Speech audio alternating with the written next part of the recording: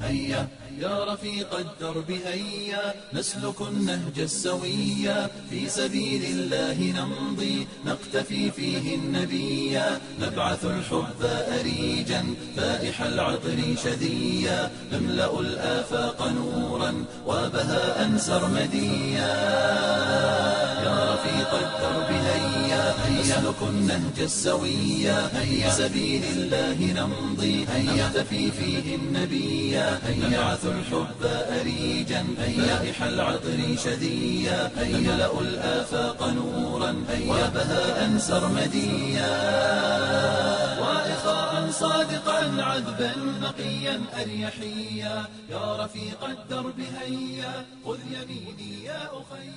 بسم الله الحمد لله والصلاة والسلام على رسول الله أما بعد. In the name of Allah subhanahu wa ta'ala, indeed all praise and gratitude be to Allah subhanahu wa ta'ala. As such, we ask Allah to send his peace and blessing upon the Prophet Muhammad sallallahu alayhi wa sallam, upon his entire family, his noble companion, and those who follow him in his footsteps to the day of judgment. Amma ba'd. Brother and sister, I'd like to welcome you to the Plain Truth TV. I'm your host, Abu Muhammad Ali Al-Ansari.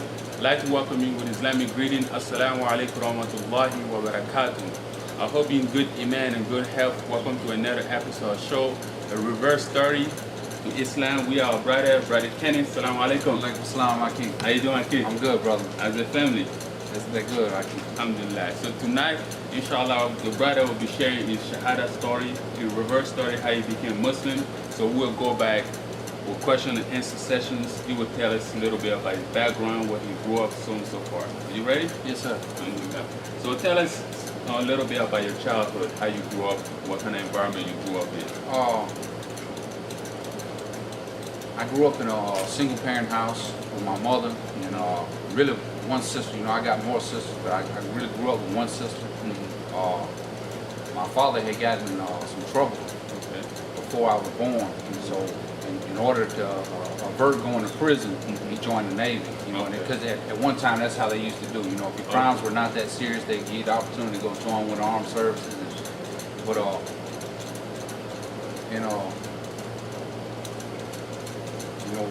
my mother had married a man, and basically she married the man for my benefit. Okay. So that I would have a father. Yeah. But he turned out to be a not such a good guy, you know. He beat my mother, he beat my sister, which was his daughter. Wow. And that was the kind of environment that I grew up in, you know. And you know, for a long time when I was younger, I felt guilty because he never beat me, you know. So I always felt like, you know, well, why not me, you know. And then, you know, later on I came and talked to my mother, and you know, she explained it really was because of my father. That's the reason he didn't beat me.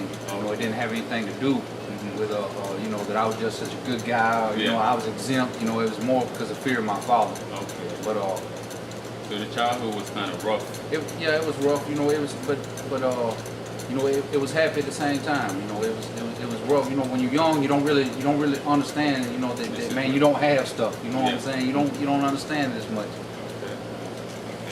So what kind of background did you grow up in, as far from religion? What kind of religious background did you have? Well, I grew up, I was Methodist.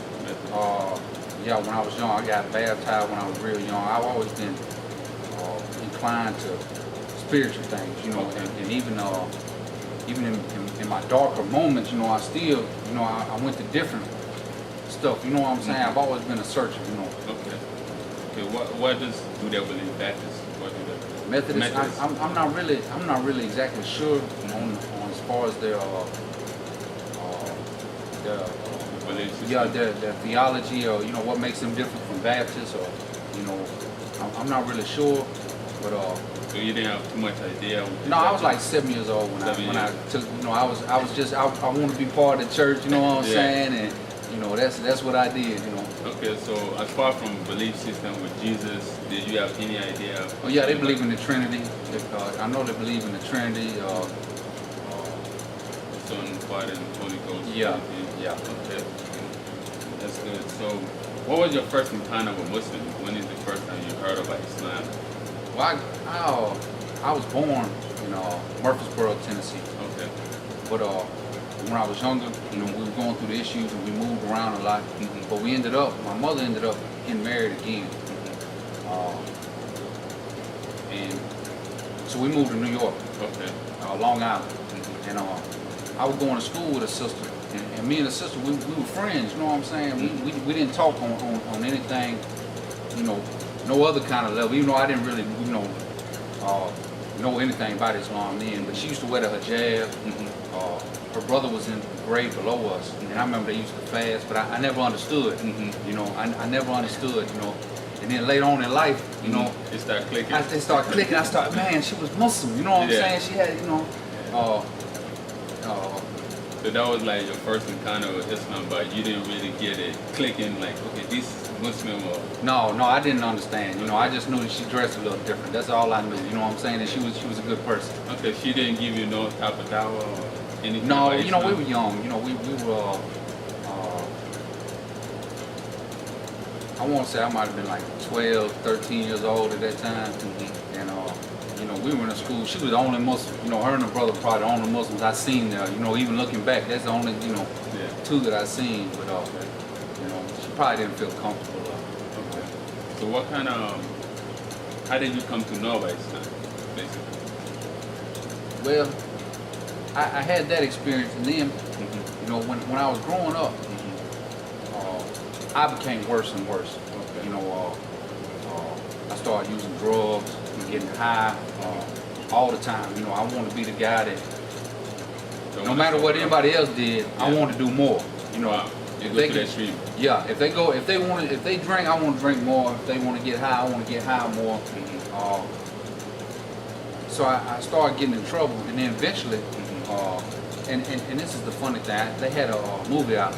This is when crack really started just hitting the white neighborhoods. Okay. But they had a movie out called Cracked Up, and it was supposed to be something that, you know, make you not want to smoke crack. You know what I'm saying? But now I seen this, and my mindset is, you know, I want to get higher than everybody else. Yeah. So I seen it, you know, and at the end of the movie, the guy ended up dying. But you know, my only thing is, man, he looked really high. Let's go. You know what I'm saying? So this was a month before I turned 16.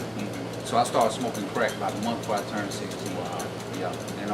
And it took maybe a couple weeks for it to take me. I'm talking about take me down to the, you know, I was already incarcerated. But when I was incarcerated, I committed the third time, and this is a progression. You know, my even in, you know, my Islamic life has been a progression, and my Jahiliyyah life was a progression. You know, I was getting worse and worse in my Jahiliyyah. You know what I'm saying? I'm getting better and better in my Islam, inshallah. But you know, the first thing I got was an auto theft and a theft of property charge. So I went for a couple weeks to DYS, juvenile detention, got out, and you know, did good for not very long, you know. And then I went and robbed some stores, you know, armed robbery. I robbed some stores. But when I was in juvenile this time, I'm coming off the drugs. I'm dealing with some mental stuff, you know what I'm saying, and you know, it's kind of driving me crazy. So they ended up, the judge, Judge Ross, I'll never forget, she trying to look out for me. You know, she's trying to give me some help. Yeah. But they ended up sending me to Bryce. And what they would do, Bryce, I don't know if you know, because I don't think it's open anymore, but it was like a state mental health hospital. Okay. And she would send me for an evaluation. And then after 30 days, Bryce would send me back. And Bryce, you know, Bryce kept saying, well, ain't nothing really wrong with him. You know, he's just dealing with some, you know, major depression. Yeah, major depression. But she would send me back again. You know, this happened for like 7 months. Where she would just, every 30 days, she would send me back to for an evaluation, you know. And then at that time, they had a split sentence drug lord over there. And so I ended up being the youngest guy to ever go through that program. You know, she put me over there as a juvenile. Really, it was for adults, you know what I'm saying? I stayed like 2 months. But during that time, I read Malcolm X. And the autobiography of Malcolm X, Abbott Taylor.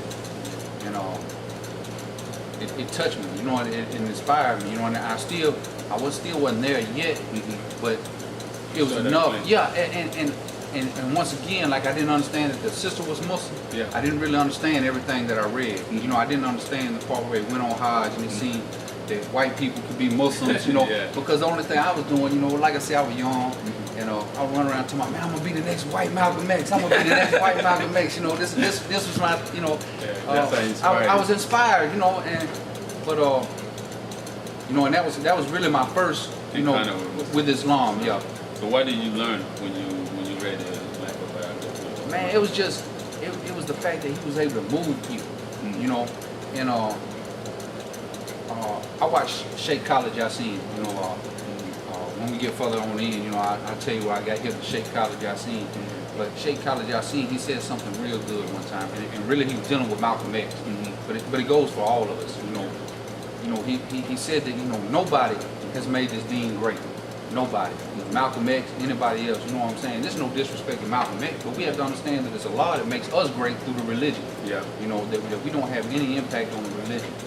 But, you know, Allah put something special in that, in him, you know, that it doesn't matter, you know, even though majority of his time was spent in the black nationalistic movement, it touches all of us. Yeah. You know, white, black, it doesn't matter. Anybody that reads the story of Malcolm X is not touched.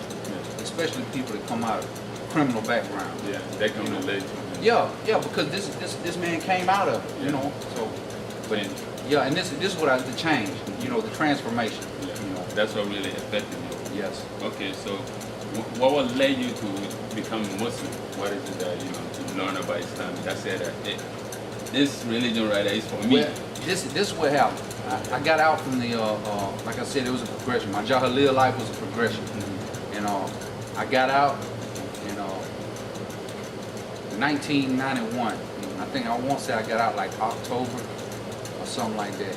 And I was supposed to be like on like a semi-house arrest. You know, I was supposed to be going to a fellowship house in Birmingham. I was supposed to be going there in Birmingham, Alabama.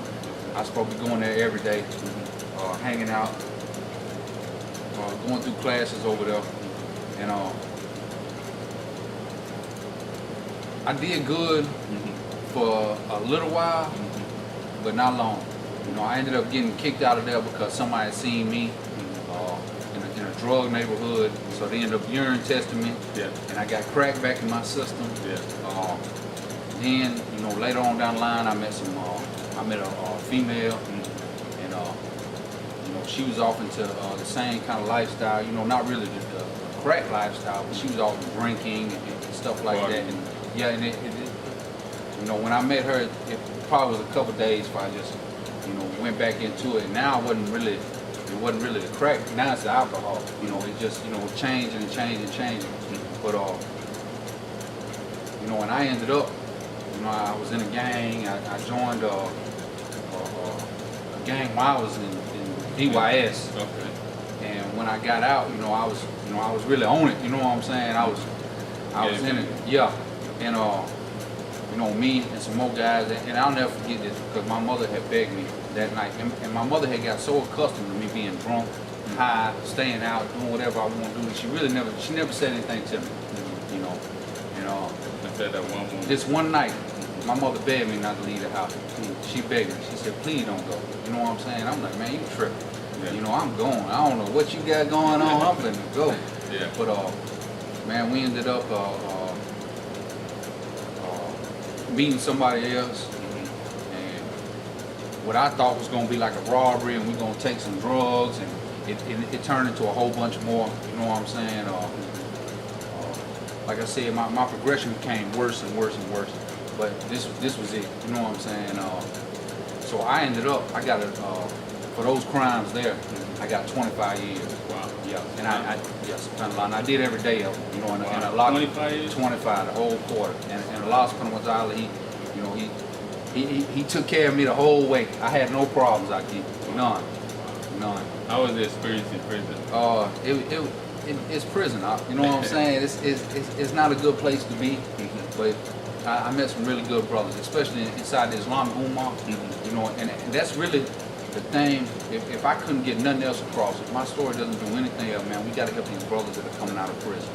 Because, and the reason so many of them fail is because inside, brothers are tight knit. We on top of each other all the time. I stay on top of you, or I stay next to you, when brothers in prison see each other, even though we might stay right next to each other, when we see each other again, we assalamu alaikum, we hugging, bro, how you doing? What's going on? And I'm talking about we 10 feet from each other all day long, but this is how we greet each other. Yeah. And because of that close knit bond, and because brothers are always on top of each other, when they get out here and the situation is a little more looser. You know what I'm saying? Not that the brothers are bad out here, just brothers are not, it's two different environments. Yeah. And brothers in there are used to being brothers on top of them all the time. Your character defect, bro, I see them. You know what I'm saying? I see them all the time. You can't really hide them when there's no, there's no privacy in prison. Yeah. So, we on top of each other, we help each other, but, that's the experience that I really got out of prison was that brotherhood. Brother, let me brother. Yeah. Yeah, it's it. That's the one that really affected you to become Muslim? No, the first prison I went to, I was there, and I was still on the gangbanging thing. But now some of the guys, in fact, a white guy that was in the same gang that I was involved in, he would go into Islamic Talim that Wednesday. You know what I'm saying? I'm like, what? You know what I'm saying? Like, yeah, I'm going to Talim. So I ain't really say it, but I'm like, man, you white. You know what I'm saying? Your mind thing but but he like, yeah, man. So, but it's Allah inspired him to go take me to another Muslim. Okay. And this other Muslim, he gave me he gave me a little booklet called Moderation in Islam. Okay. And it was a good booklet, but it was not all that. You know what I'm saying? It wasn't really like talking to beginners. You know what I'm saying? It was more like some teaching Islam. But and let me backtrack a little bit, because during one of those stints when I wasn't incarcerated, I was going to the Adult Learning Center in Birmingham, Alabama. And about 2 blocks from like Central City, which is like was a big project at that time. But one of my teachers was a hijabi. She used to wear the hijab. Wow. Okay. So like I said, it was a progression. A lot of steady showing me signs. You know what I'm saying? But I'm so blind I can't see. But one day I seen her giving the brother a Quran. You know what I'm saying? And he opened it. I seen the Arabic. You know what I'm saying? That what caught my attention was the Arabic. And I'm like, man, what is? I said, what is that, a Bible? Now he got a little offended, you know what I'm saying? But now she wasn't, she was like, yeah, it's something kind of like that. And I dropped out maybe a couple days after that, you know what I'm saying? Well, maybe if I would have stayed, but we don't say, if I could have, should have, would have, but I'm just saying, Allah put those people in my life, so that when I did finally get to this point here, it's not so strange. Yeah. But and another brother this is back inside the prison. Another brother had let me see his Quran for a couple hours. Yusuf Ali, had the Arabic in it and everything. Yeah, the translation and the commentary. I just read it. You know what I'm saying?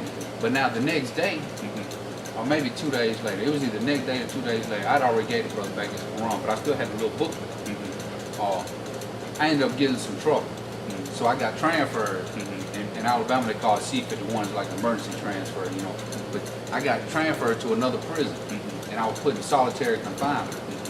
But the whole time I'm in solitary confinement, all I have is this one book, The Moderation of Islam. You know what I'm saying? So you got no choice. Look, I'm reading it over and over and over and over. When I come out, I know what I want to do. I know I'm a Muslim. You know what I'm saying? So that's all really conventional. Yeah, and I went to me and the brother here. When I got out, solitary, I met up with one of my homeboys. My homeboy, we went to the law library, but they also had like a general library, reading books and stuff like that. So he checked the book out, and he's like, the guy behind the inmate that was working in the library. He's like, you want some? And I was like, yeah, give me a book on Islam. He's like, no, we don't really have them. You probably gonna have to go to the chapel for that. But my homeboy, he was like, man, I got a Muslim stay down here in the dome with me. Brother named Basim, and man, I used to go down there. He took me down there and introduced me to Basim. I used to go sit down there every day. I literally used to sit at his feet. You know what I'm saying? And just learn it. You know what I'm saying? A Don. You know what I'm saying? I'm learning it all, bro. When I went to my first Jumu'ah, brother named Ali was the imam. my first imam, but it was already over with before that, but it consolidated. You know what I'm saying? Because I don't know if it was the room and I couldn't see. I didn't have glasses on. You know what I'm saying? But it was like brother had a light on him, and you know I was on it. It was like that's it. Yeah. That's it. And you know, there just so happened to be a Muslim sister that was working in the prison.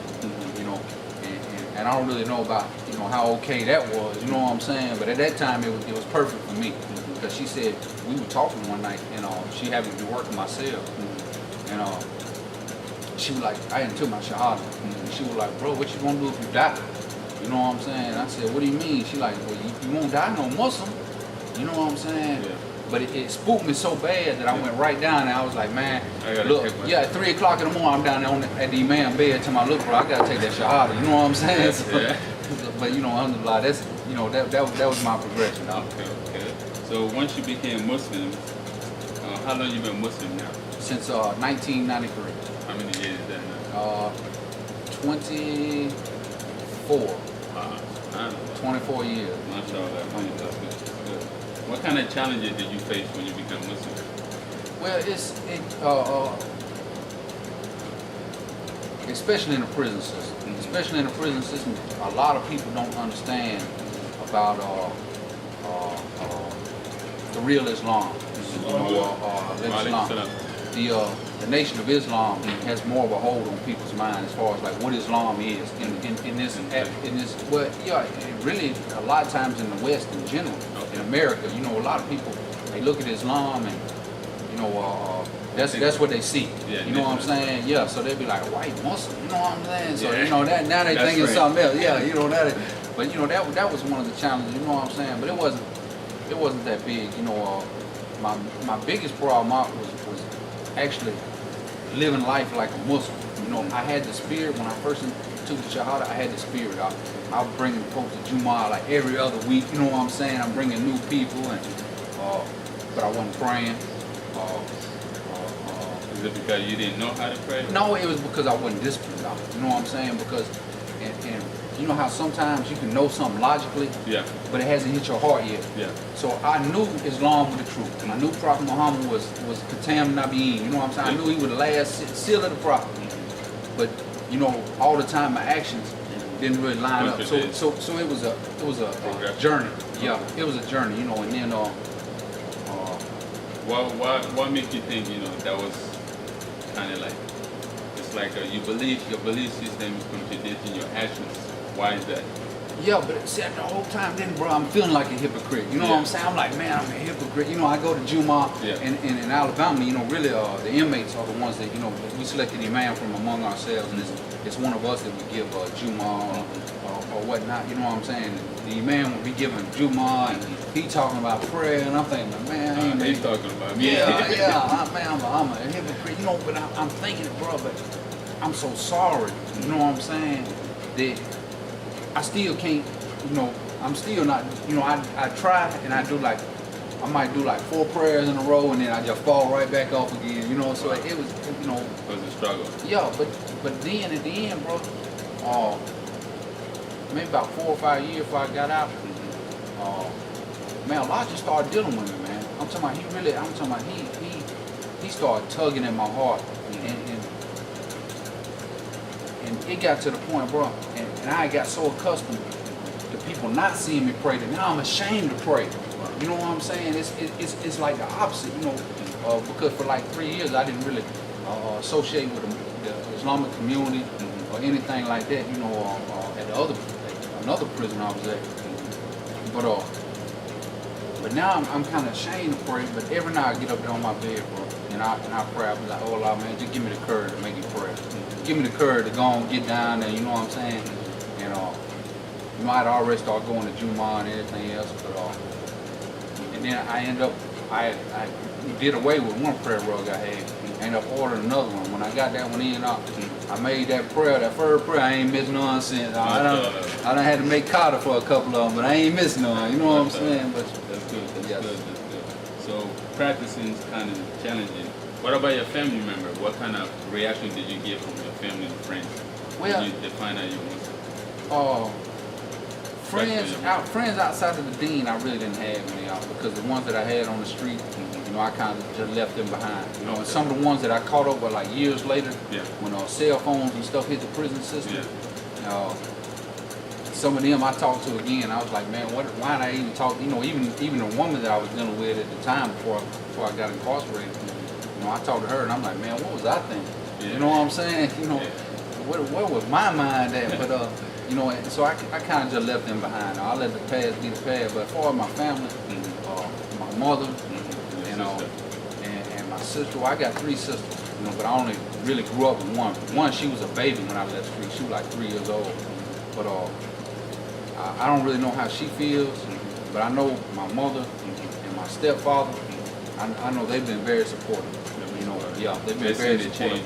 Yeah, you know, my mother even got my name legally changed. You know, I just, so, and this was like in '96, you know, and I talked to my dad one time. This is after I law started dealing with my heart, and I really got on the dean.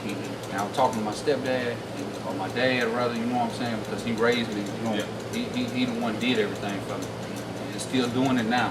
But you know, and I talked to him, he was like, man, you sound so much better, you know what I'm saying? And he didn't really know what it was, but you know, I knew what it was. So when he said it, I'm like, man, it's the dean. Yeah. You know. But yeah, they just want to see me change my life. You know.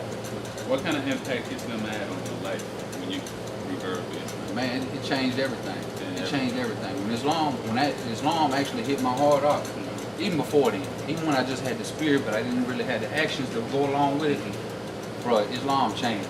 You know, it cleaned me up. I felt like it made me more intelligent. I felt like, you know, I was in the mud for the dean. You know what I'm saying? You know, I was a crackhead. You know, stealing, robbing. You know, I was like these guys that are around here. You know what I'm saying? And Allah subhanahu wa ta'ala cleaned me up, man. You know, and my whole life has been a 180 degree. You know what I'm saying? I went from it seemed like every time something good was going on for me to shoot myself into the foot to, you know, now I'm getting blessed left and right. You know, and I don't even have to ask. You know what I'm saying? You know, brother that comes here, he told me one time. He said, man, don't ask from the people. You know what I'm saying? And Allah will provide you from the people. You know what I'm saying? So I never had to ask. You know, but Allah kept. You know, Allah steady throwing the blessings my way, bro. You know,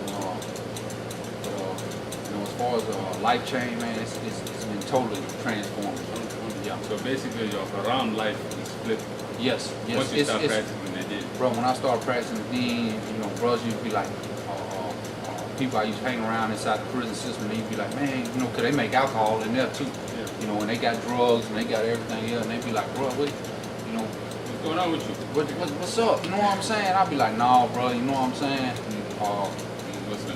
I said, man, I got too many sins already to make up for. I don't need to add on to it. You know what I'm saying? So, but you know, and the thing is, you know, it's an ongoing process. Yeah. Because a lot of times, bro, I think a lot of stuff that I've done, you know, stuff even that I'm ashamed to even say. You know what I'm saying? But every time I think of it all, I make tawbah again, over and over.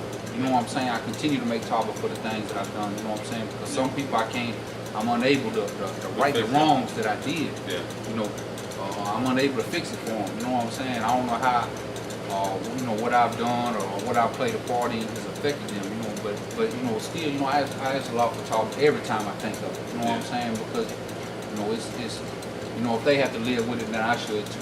Yeah. You know, that's the thing. You know what I'm saying? We know that Islam cuts a man off from his past. Yeah. You know, and you know, not only in a sense, okay, brother, I forgive you for the stuff you've done. You know what I'm saying? But it also Islam cuts you off in a way that, brother, I don't want that no more. Yeah. You know what I'm saying? I don't want to get high. You know what I'm saying? I don't want to steal from nobody. I don't want, you know, the things that I used to do. I don't want to do anymore. Yeah. You know, that's how Islam, you know, cut me off from my past. So what kind of improvement did Islam bring in your life? Man, it improved everything. It improved my family relations. It improved my relation with people. You know, I look for opportunities now to try to do a little good. To try to make up for some, you know, to make up for some of the stuff. You know, Prophet Muhammad said that, you know, when you do something bad, you know, really dealing, talking about the minor sins, you know what I'm saying? Do a good deed and it'll wipe it out. Yeah. You know, so I try to always look for stuff I can help people with, you know, because I do want those blessings, you know, and I want to be forgiven, Yeah. you know, and I want people to see Islam in a good light, not the light that they see on TV, you know what I'm saying? Not no terrorists or anything like that. The Islam, you know what I'm saying? The Islam that make people, the Islam that make people say, man, I wish I had a Muslim for a neighbor. You know what I'm saying? I wish I had a Muslim that worked for me, or I wish I had a Muslim, you know, friend, or you know, because this how we want Islam to be. We want Islam to be clear to the people. We want actually speak loud and that's how Prophet Muhammad was, man. Prophet Muhammad, even with the kuffar, even with those people that did not believe, Prophet Muhammad, you know, the one I think the lady, I can't remember the story exactly. She was either Jewish or she was a pagan. I think she might have been a pagan in Mecca. But she used to throw her trash on the Prophet every day. Yeah. Every day. So one day she didn't do it. Yeah. You know, so the Prophet, he get worried about it. You know what I'm saying? Yeah. See, this The concern.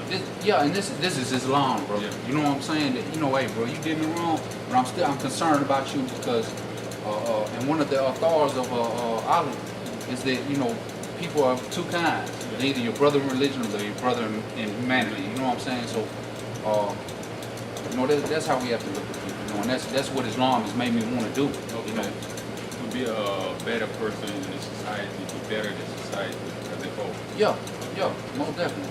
And to better the community too. You know, to be an asset to the Islamic community. That's good. What kind of advice can you give to people who went through similar, you know, lifestyle that you grew up in? The advice that I can give, brother, is that, you know, we have to understand that Islam will change your life. That's what Islam will do. Islam will change your life. Islam will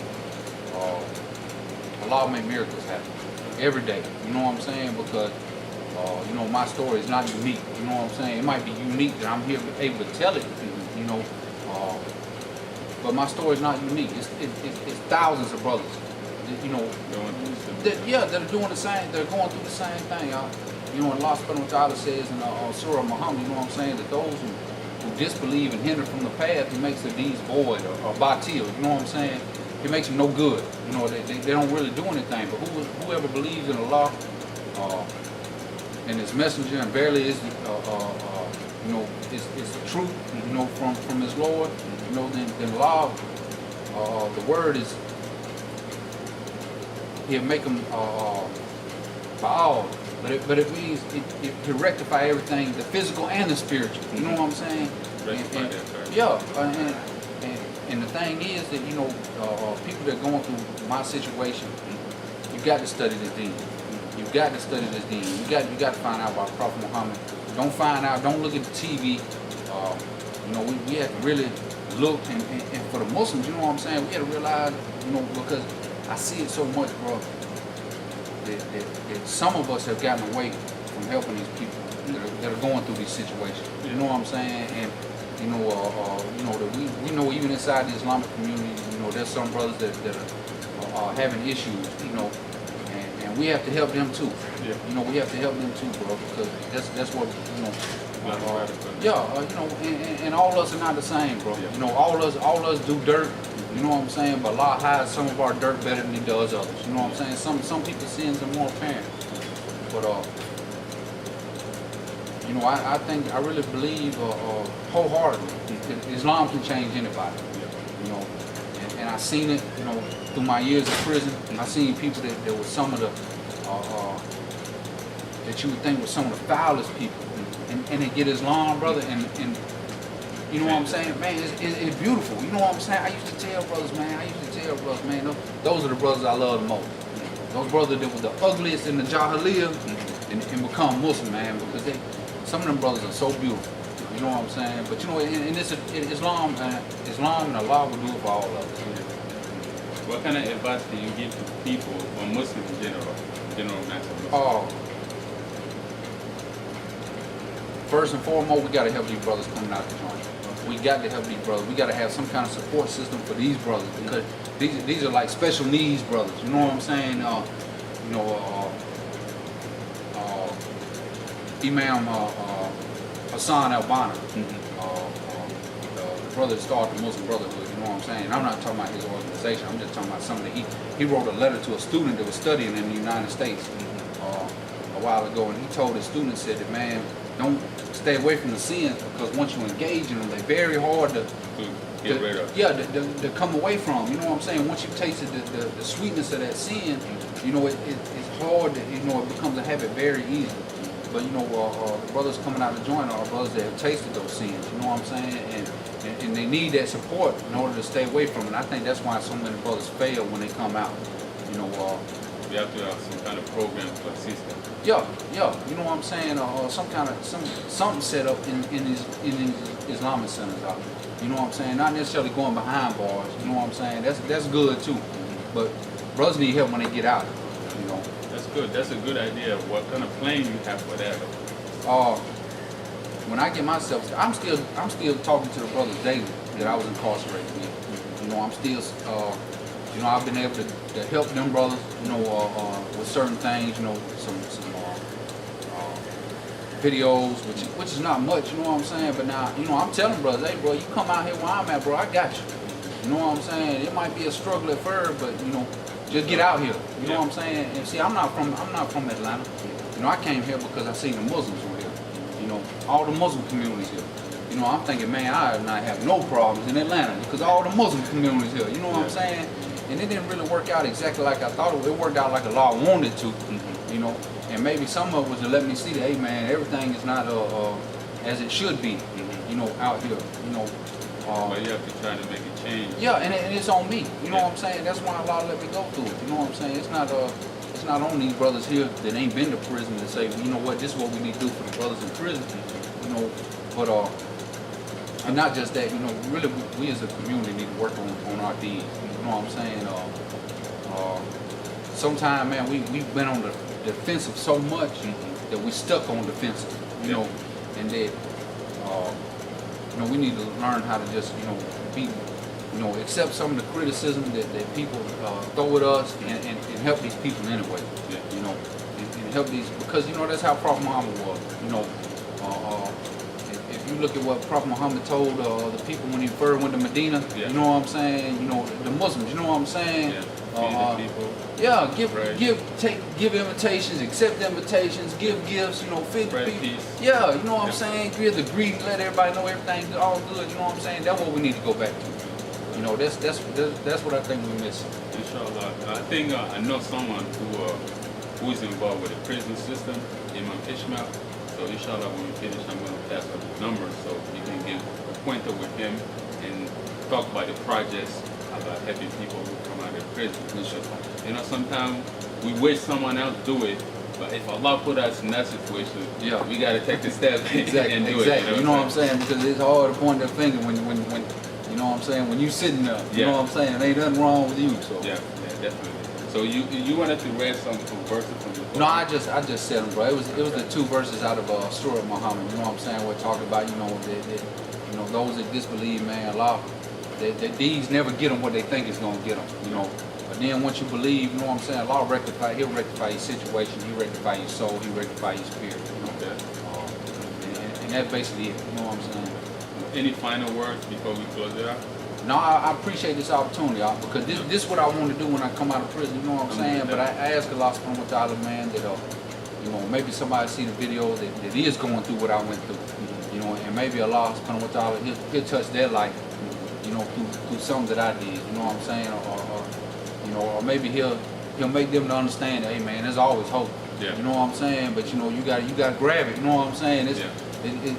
It's not that kind of miracle. You know what I'm saying? When you just sit back and you know, you gotta make me better. You know what I'm saying? Make me better. No, we had to put forth some effort, man. And then you had to take that first step. You know what I'm saying? Ashhadu an la ilaha illallah, ashhadu anna Muhammadan Rasulullah. You know, to take that step. You know, and you know, inshallah, the rest will follow. We really appreciate you for coming to the show. Brother Kinney, thank you.